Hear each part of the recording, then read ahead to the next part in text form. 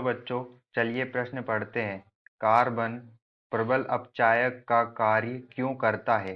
चलिए अब हम प्रश्न की मुख्य अवधारणा देख लेते हैं। तो यहाँ पर हमारे प्रश्न की मुख्य अवधारणा क्या होगी?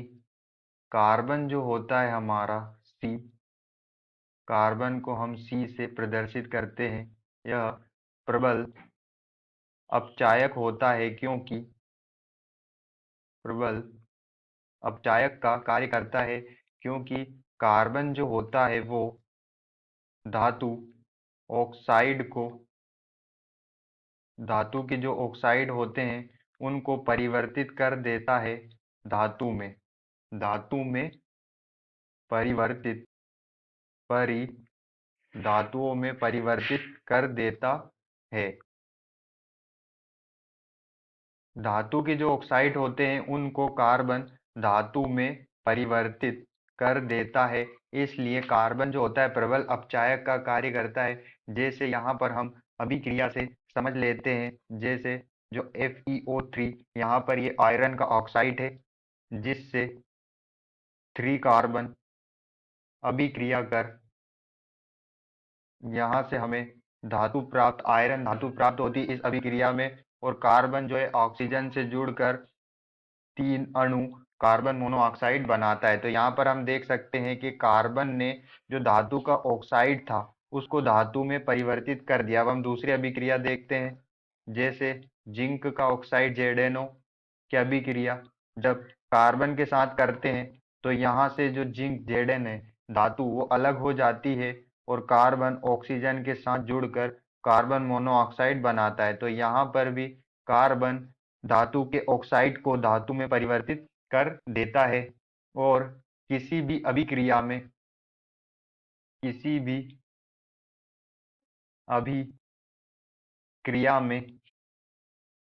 जिस भी परमाणु का ऑक्सीकरण होता है, जिस किसी भी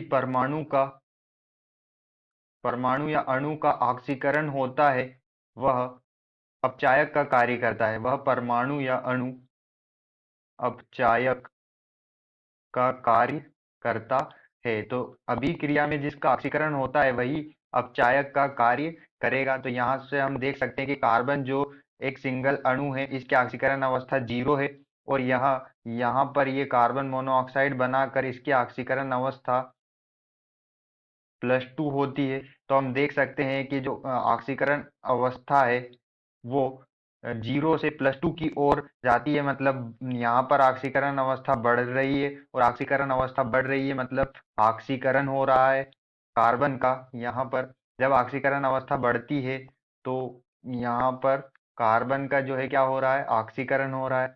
कार्बन का ऑक्सीकरण होता है और जिसका ऑक्सीकरण होता है वही अपचायक का कार्य करता है। तो इसीलिए जो कार्बन होता है वो प्रबल अपचायक का कार्य करता है क्योंकि ये धातु के ऑक्साइड को धातु में परिवर्तित कर देता है। हमने यहाँ पर 2 अभिक्रियाएं देखी जिसमें कार्बन जो होता है वो धातु के ऑक्साइडों को धातु में परिवर्तित कर देता है। आशा करते हैं आपको समझ में आया होगा। धन्यवाद।